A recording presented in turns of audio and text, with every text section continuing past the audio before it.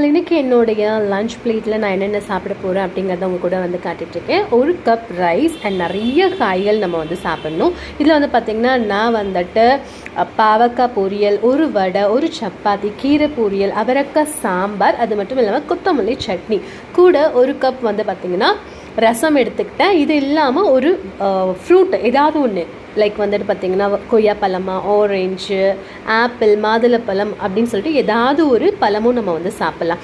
So இப்படி நம்ம சாப்பிட்டோம் அப்படின்னா நமக்கு வயிறு வந்து ரொம்ப ஃபில்லிங்காகவும் இருக்கும். அட் தி சேம் டைம் வந்துட்டு நமக்கு ஓகே நம்ம சாப்பிடல, ஏதோ டயட்டில் இருக்கோம் அப்படிங்கிற மாதிரி எந்த ஒரு தாட்டும் இருக்காது. ஸோ நான் இப்போ தான் ரைஸ் வந்து எடுத்துக்க ஸ்டார்ட் பண்ணியிருக்கேன் அப்படிங்கிறதால கொஞ்சமாக தான் எடுத்துக்கிறேன்.